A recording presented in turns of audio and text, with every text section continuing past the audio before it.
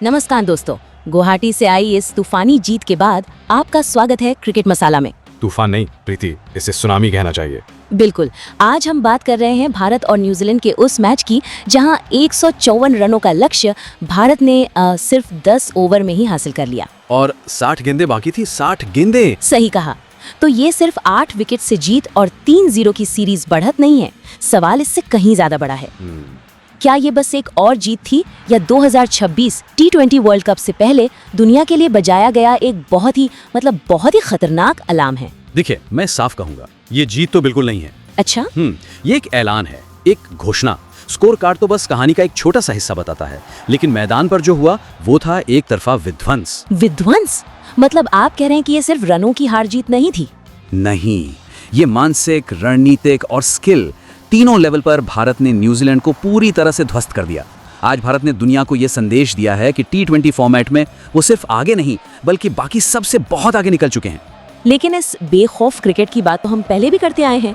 इस बार ऐसा क्या अलग था कि आप इसे एक ऐलान कह रहे हैं? क्योंकि पहली ही गेंद पर संजू सैमसन का विकेट गिर गया था। आमतौर पर तो ऐसी शुरुआत के बाद कोई भी टीम थोड़ा संभल कर खेलती है। और यहीं पर फर्क है। यही वो पॉइंट है जो इस टीम को बाकियों से अलग बना रहा है। कैसे? संजू का विकेट गिरने के बाद घबराहट नहीं हुई, बल्कि ऐसा लगा जैसे किसी ने गुस्से में आकर एक्सेलरेटर पर पैर रख दिया हो। हाँ, ये तो दिखा। ये टीम अब झटकों से डरती नहीं है, बल्कि उनसे प्रेरित होती है। ये एक सोची समझी रणनीति है, एक फिलॉसफी है जो अब टीम के डीएनए में बस चुकी है। जाओ और पहली गेंद से हमला करो। तो क्या ये इंग्लैंड की बास बॉल या उनकी व्हाइट बॉल क्रांति जैसा कुछ है? क्योंकि वो भी इसी हाई रिस्क हाई रिवॉर्ड फॉर्मूले पर चलते हैं। आप कह सकती हैं कि ये उससे प्रेरित है, लेकिन ये उसकी कॉपी नहीं है। अच्छा। हाँ, इंग्लैंड का मॉडल कभी कभी अंधाधुंध आक्रमण जैसा लगता है, लेकिन यहाँ एक कंट्रोल्ड एग्रेशन दिख रहा है। और इसका सबसे बड़ा सबूत है अभिषेक शर्मा और सूर्य कुमार यादव की साझेदारी। उस साझेदारी पर आते हैं। संजू के आउट होने के बाद ईशान किशन ने 13 गेंदों में 28 रन बनाकर एक मोमेंटम दिया, लेकिन असली कहानी अभिषेक शर्मा ने लिखी। बिल्कुल, 14 गेंदों में अर्धशतक। ये भारत का दूसरा सबसे तेज T20 अर्धशतक है। ये सिर्फ स्किल नहीं, ये एक मानसिकता है। बिल्कुल, और ये मानसिकता मैनेजमेंट की तरफ से दी गई खुली छूट से आती है। अभिषेक शर्मा को पता है कि उनका रोल क्या है। जाओ और पावर प्ले को डोमिनेट करो। और जब आपके दूसरे छोर पर दुनिया का नंबर 1 T20 बल्लेबाज खड़ा हो, आपका कप्तान सूर्य कुमार यादव जो खुद 25 गेंदों में अर्धशतक बना रहा है, तो आपका आत्मविश्वास आसमान पर होता है। उन दोनों के बीच 102 रनों की साझेदारी ने न्यूजीलैंड के गेंदबाजों को सोचने का मौका ही नहीं दिया। उनकी लाइन लेंथ सब बिगड़ गई थी। सब कुछ। और नतीजा ये हुआ कि पावर प्ले में भारत का स्कोर 94 रन पर 2 विकेट था।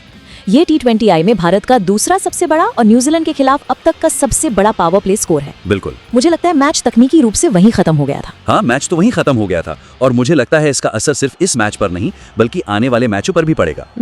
अब न्यूजीलैंड के गेंदबाज अगली बार पावर प्ले में कौन सी लाइन डालेंगे, उनके मन में अब एक डर बैठ गया है। सही बात है। लेकिन हम बल्लेबाजों को सारा श्रेय दे रहे हैं जो उन्होंने कमाया भी है, पर मेरे हिसाब से इस जीत की नींव बहुत पहले रखी गई थी। आप गेंदबाजों और फील्डिंग की बात कर रहे हैं। अक्सर ऐसी विस्फोटक बल्लेबाजी के बाद गेंदबाजों का प्रदर्शन छिप जाता है, और आज हमें उसे छिपने नहीं देना है। अच्छा, इस जीत की कहानी बल्लेबाजों ने खत्म की, लेकिन उसकी स्क्रिप्ट गेंदबाजों ने लिखी थी, और इसकी शुरुआत हुई थी मैच के पहले ही ओवर में, हार्दिक पांड्या के उस शानदार डाइविंग कैच से। बिल्कुल, वो सिर्फ एक विकेट नहीं था, वो मैच का पहला और सबसे बड़ा टर्निंग पॉइंट था।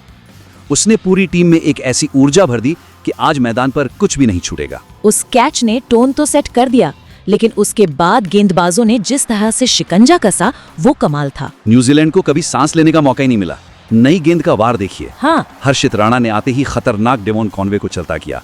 फिर जसप्रीत बुमराह का वो इन स्विंगर जिसने टिम सीफर्ट की गिल्लियां उड़ा दी। पावर प्ले के अंदर ही न्यूजीलैंड के टॉप 3 बल्लेबाज पवेलियन में थे। हाँ, उन्होंने शुरुआत में ही मैच पर अपनी पकड़ खो दी थी। और बीच के ओवरों में जहां रन बन सकते थे, वहां रवि बिश्नोई आ गए। उनके आंकड़े शानदार हैं। 4 ओवर, सिर्फ 18 रन और 2 विकेट। आंकड़ों से ज्यादा उनके गेंदबाजी करने का तरीका प्रभावशाली था। वही मैं कहने वाली थी। आजकल के T20 में ज्यादातर लेग स्पिनर डिफेंसिव हो जाते हैं। वो रन बचाने की कोशिश करते हैं, लेकिन बिश्नोई ने हमला किया।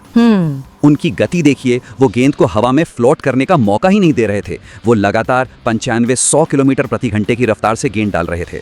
मतलब बल्लेबाज जब तक उनकी गूगली या स्लाइडर को पढ़ते, तब तक तो खेल हो चुका होता था। बिल्कुल, गेंद या तो पैड पर लग चुकी होती थी या बल्ले का किनारा ले चुकी होती थी। उन्होंने न्यूजीलैंड के मिडिल ऑर्डर को रन बनाने के लिए नहीं बल्कि अपनी विकेट बचाने के लिए मजबूर कर दिया। और जब एक छोर से बिश्नोई दबाव बना रहे थे तो दूसरे छोर से बुमराह अपना काम कर रहे थे। इन दोनों ने मिलकर जो 8 ओवर का स्पेल डाला उसमें सिर्फ 35 रन दिए और 5 विकेट चटकाए। 8 over 35 run 5 wicket. यहीं पर यह तय हो गया था कि न्यूजीलैंड एक बड़ा स्कोर नहीं बना पाएगा। और ये सिर्फ आंकड़े नहीं है, ये वो मनोवैज्ञानिक दबाव है जो आप विरोधी टीम पर बनाते हैं। बल्लेबाजों को पता होता है कि उन्हें 200 नहीं बल्कि 150 या 160 का लक्ष्य चेस करना है, और फिर वो और भी खुलकर खेल पाते हैं। अब जरा सिक्का पलट कर देखते हैं। ये तो हुई भारत की जीत की कहानी, लेकिन न्यूजीलैंड जैसी मजबूत टीम से ऐसी क्या गलतियां हुई कि उन्हें इतनी करारी हार झेलनी पड़ी? मेरे हिसाब से उनकी 4 बड़ी विफलताएं थीं। पहली, खराब शुरुआत। T20 में अगर आप पावर प्ले में ही अपने मुख्य बल्लेबाज खो देते हैं तो वापसी करना लगभग नामुमकिन हो जाता है। बिल्कुल। दूसरी, बड़ी साझेदारी का न होना। एक 52 रन की साझेदारी को छोड़ दें तो कोई भी 2 बल्लेबाज टिककर खेल ही नहीं पाए। और क्या आपको लगता है कि भारतीय स्पिनरों, खासकर बिश्नोई के खिलाफ उनके पास कोई योजना ही नहीं थी? यही उनकी तीसरी और सबसे बड़ी विफलता थी, दबाव में घुटने टेक देना। ऐसा लगा ही नहीं कि वो बिश्नोई की गति और विविधता के लिए तैयार होकर आए थे। वो या तो डॉट बॉल खेल रहे थे या फिर बड़ा शॉट मारने की हड़बड़ी में अपना विकेट फेंक रहे थे। और चौथी विफलता, तैयारी की कमी। भारत की इस हाइपर एग्रेसिव बल्लेबाजी के लिए उनके पास कोई प्लान भी नहीं था। जब अभिषेक और सूर्या मार रहे थे तो उनके कप्तान और गेंदबाजों के चेहरे पर बेबसी साफ दिख रही थी। तो चलिए अब बड़ी तस्वीर पर आते हैं। इस एक तरफा सीरीज जीत के दूरगामी परिणाम क्या है? ये 3-0 की बढ़त भारत और आने वाले T20 वर्ल्ड कप के लिए क्या संदेश देती है? संदेश बहुत साफ और बुलंद है। पहला तो ये कि इतिहास रचा गया है। हाँ, 150 से ज्यादा का लक्ष्य 10 ओवर में चेज करना कोई मजाक नहीं है। ये T20I के इतिहास का सबसे तेज 150 प्लस रन चेज है। ये बताता है कि ये टीम अब किसी भी लक्ष्य से नहीं डरती, किसी भी स्थिति से नहीं डरती। स्वस्थ प्रतियोगिता बनाता है। तो क्या अब हम ये मान लें कि भारत वर्ल्ड कप के लिए एक फुल पैकेज टीम के रूप में तैयार है, या अभी भी कुछ चिंता के क्षेत्र हैं? देखिए, फुल पैकेज शब्द बिल्कुल सही बैठता है। बल्लेबाजी में गहराई है, गेंदबाजी में विविधता है और फील्डिंग तो लाजवाब है ही। लेकिन अगर हमें बहुत बारीकी से देखना है तो वही सवाल उठता है जो आपने पहले उठाया था। क्या होगा अगर ये टॉप ऑर्डर किसी बड़े मैच में फेल हो जाता है? क्या हमारा निचला मध्यक्रम उस दबाव को झेलने के लिए तैयार है? ये एक ऐसा क्षेत्र है जहां शायद अभी भी एक इम्तिहान बाकी है। ये एक अहम सवाल है, लेकिन जिस तरह का क्रिकेट ये टीम अभी खेल रही है उसे देखकर यही लगता है कि वो हर चुनौती के लिए तैयार हो रहे हैं। आखिर में एक लाइन में पूछूं तो इस जीत पर आपका अंतिम फैसला क्या है? मेरा फैसला साफ है, ये जीत नहीं, ये एक शक्तिशाली ऐलान है।